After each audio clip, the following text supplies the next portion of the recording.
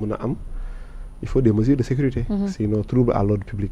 Déjà avec même les mesures de sécurité trouble à l'ordre public day am donc sans les mesures de sécurité catastrophe yi dafay gën a yokk. Maintenant pour man dañu war a def assise même ci wàllu sport culturel bi ñu bokk ñun ñëpp muy làmb. Je trouve que làmb baax na ci réew trop.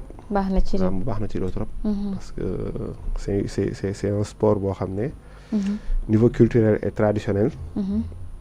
mën na jàppale Sénégal parce que non niveau culturel mën na nekk benn xeetu recueil pour xale yu war a yàqu. mën na nekk benn xeetu ñuy sauver yenn xale yu bëri te sport dafa baax. mais quand même warul mun a dépasser aujourd'hui des mesures de sécurité. parce que lépp looy def muy nuire sa askan dafa jar nga toog xoolaat ko. aujourd'hui àdduna évolué na est-ce que soxlati na ñu demati ci stade yu bëri yi pour seetaan. Est-ce que mënuñu jaayee combat bi par diverses manières. Est-ce que mënuñu xool tout ça sont des questions sur lesquelles les gens doivent travailler.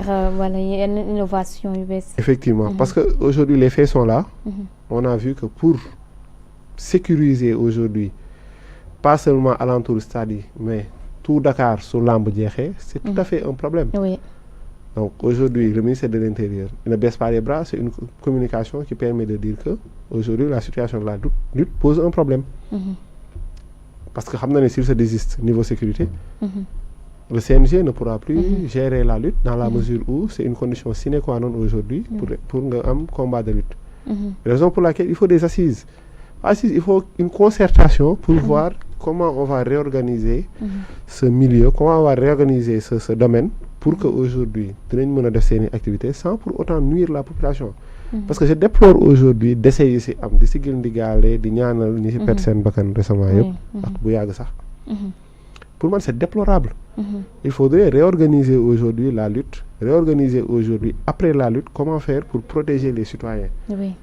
Et aussi sensibiliser parce que la jeunesse aussi doit être sensibilisée sur certaines choses. Rey nit, agression, tout ça. Sénégal waroon na dépasser foofu noonu.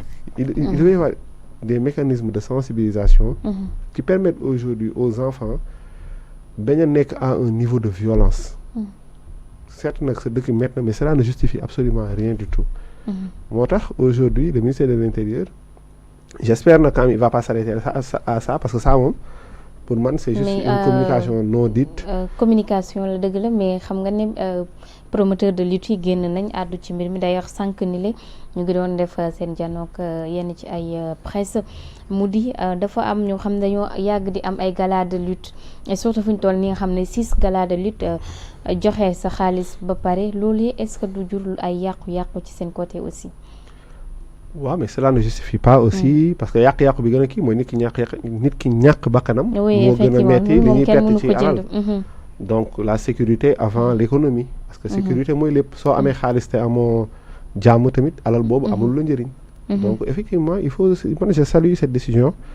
Et il faudrait revoir nan la ñuy protéger les gens après la lutte parce que aujourd'hui au Sénégal su làmb jeexee ñu bëri ils ont peur. génn sax seen kër. Ce qui est dommage nga nekk un gros gabarit wala nga nekk nit ku ndaw soo génnee tu peux te faire lyncher. Loolu c'est la raison pour laquelle moi je salue cette décision. Et j'espère qu'ils vont aller jusqu'au bout de leurs idées.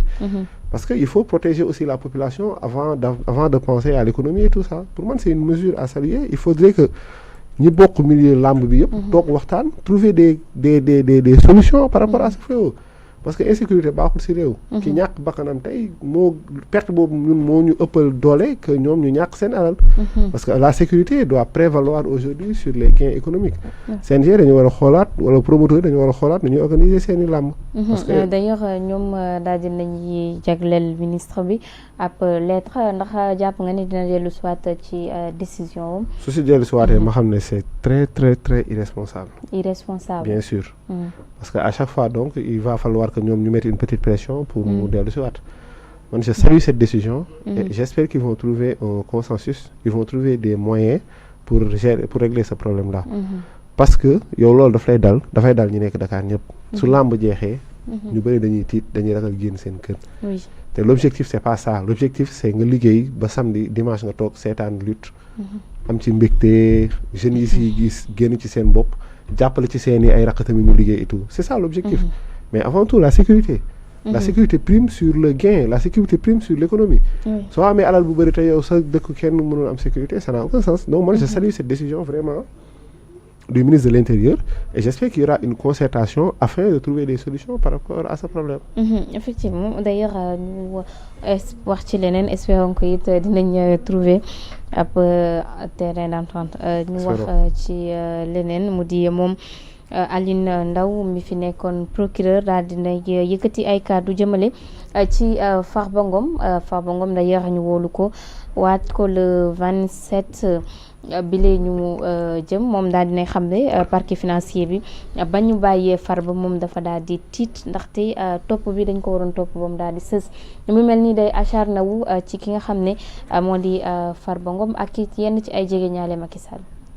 Bon, je trouve que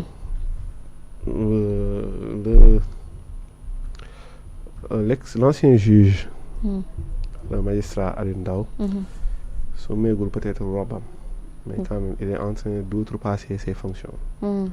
Parce qu'aujourd'hui quand même, il est député à l'Assemblée nationale. Oui. Il n'est plus magistrat. Et il doit laisser la justice faire son travail. Pourquoi? Loin de défendre Farba Ngom, oui. C'est la justice aujourd'hui, le parquet, mooy xool tey yan chef d'inculpation lay teg ci kawam. Il va revenir aussi au juge d'instruction de voir ban type de mandat lay teg ci kawam, mais pas au parlementaire. Le parlementaire ñetti rôle la am: initiative de la loi la am par une proposition de la loi, contrôler l'action du gouvernement, évaluer les politiques publiques. Donc ñett yooyu ñooy wàllam. Mais lépp lu dem ci wàllu justice aujourd'hui, ça va revenir au parquet financier et au juge d'instruction. Donc il doit laisser la justice faire son travail. Su nekkee Farba, jusqu'à présent la procédure excepté ñu bañoon wax li ñu koy toppee ci levée immunité parlementaire bi. Jusqu'à présent, si tu suis l'article 677 du code de procédure pénale -98, tu verras que la procédure suit son cours. La procédure suit son cours. Maintenant, en fonction des chefs d'inculpation, yu parquet bi di dugal ci la ñu xam ne dañ koy mandat de dépôt ou pas. Mandat de dépôt ne veut pas dire que yaa def. Mandat de dépôt mooy dañ lay téye en attendant ñu gëstu ji li nga def. Donc Aline Ndao doit respecter aujourd'hui sa fonction de parlementaire parce qu'il y a une séparation de pouvoir. La justice gère les problèmes judiciaires, l'Assemblée nationale contrôle l'action du gouvernement, évalue les politiques publiques et à l'initiative de la loi. Et le pouvoir exécutif exécute. Donc il ne faut pas entremêler ou créer des problèmes entre ces pouvoirs-là. Il doit respecter d'abord sa fonction, ne pas outrepasser sa fonction. Parce qu'effectivement, dans le fond, c'est plus politique que juridique ou judiciaire. Et il va y avoir un acharnement boo xam ne politiquement sax baaxul si ñoom. Dossier bu Farba Ngom. Pourtant ñu bëri ñu ngi naan su nekkee Farba Ngom dafa daal def nañ ko tëj, mais jusqu'à maintenant li nga wax ni am nañu koy wax ndax loolu aussi normal na di topp nit sans autant ay avocat xam lan